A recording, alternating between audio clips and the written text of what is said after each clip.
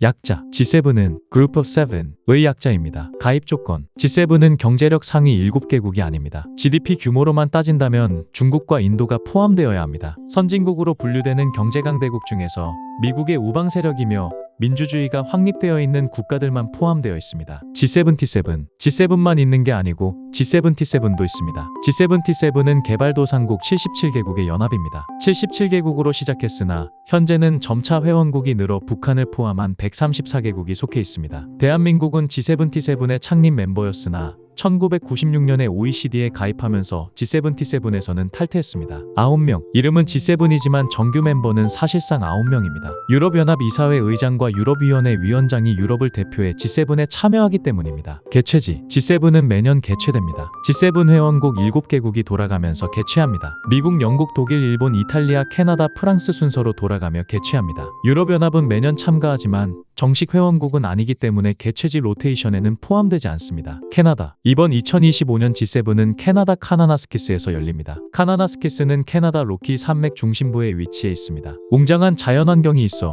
캐나다를 대표하는 산악 휴양지로 꼽힙니다. 영화 레버넌트, 인셉션의 촬영지로도 잘 알려져 있습니다. 휴양지, G7 정상회담은 보통 개최국의 수도나 대도시에서 열리지 않습니다. 주로 휴양지나 소도시에서 열리는데요. 대도시보다 보안과 경호가 용이하고 대규모 시위나 교통통제 부담이 적으며 편안한 환경에서 회의에 집중할 수 있는 분위기가 조성되기 때문입니다. G8, 2014년까지 G7은 원래 G8이었습니다. 이때까지는 러시아가 회원국이었습니다. 그러나 2014년에 러시아는 크림반도 합병 강행을 이유로 퇴출되었고 지금의 G7 체제가 되었습니다. 위상 변화, G7 국가들의 인구는 전 세계 인구의 약 10%입니다. 그러나 G7 국가들의 GDP는 전 세계 GDP의 약 40%나 차지하고 있습니다. 그만큼 G7 국가들이 세계 경제에 미치는 영향력이 막대합니다. 그러나 중국, 브라질, 인도 등 G7이 아닌 국가들의 급성장으로 인해 G7이 전 세계 GDP에서 차지하는 비율은 갈수록 감소하고 있습니다. 통계에 따라서는 이미 브릭스의 GDP 총합이 G7의 GDP 총합을 넘어섰다는 분석도 있습니다. 이런 흐름 속에서 평가가 점점 올라가는 게 바로 G20입니다.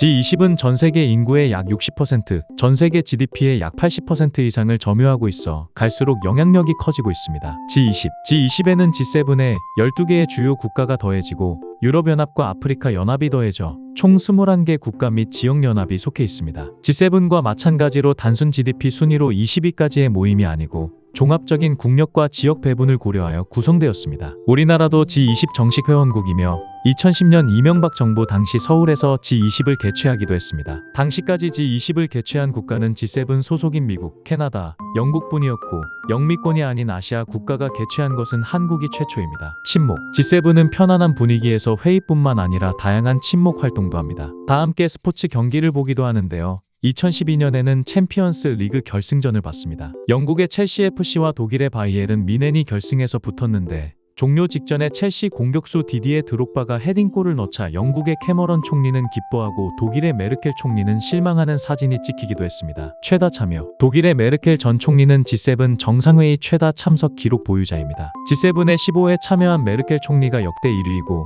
2위는 12회 참여한 철의 여인 마거릿 대처 전 영국 총리입니다. 트러블, G7 정상회의는 보통 화기애애한 분위기에서 진행되지만 이 남자가 등장하면 얘기가 다릅니다. 2018년 트럼프 일기 때 트럼프 대통령과 나머지 6개국 정상은 미국의 관세 폭탄 사안을 두고 크게 대립했습니다. 트럼프는 회의 중에 독일 메르켈 총리에게 스타버스트 사탕 2개를 투척하기도 했다고 전해집니다. 회담 후에는 캐나다 트리도 총리를 아주 부정직하고 나약한 인물이라고 공개적으로 비난하기도 했습니다. 최근에 트럼프는 푸틴이 진정한 평화를 바라고 있다면서 G7에 러시아를 재가입시켜야 한다고 주장하고 있어 이번 G7은 또 어떻게 흘러갈지 귀추가 주목됩니다. 초청국, G7에는 정규 멤버 외에도 매년 몇몇 국가들이 초청됩니다. 이번 2025년 G7에는 대한민국도 초청되어 이재명 대통령이 참석합니다. 이는 역대 대통령 중 가장 빠른 해외 방문입니다. 국제기구, G7에는 국가뿐만 아니라 IMF, WTO, 세계은행 등 국제기구 수장도 초청됩니다. 이번 2025 G7에는 나토, 세계은행, UN이 초청됐습니다.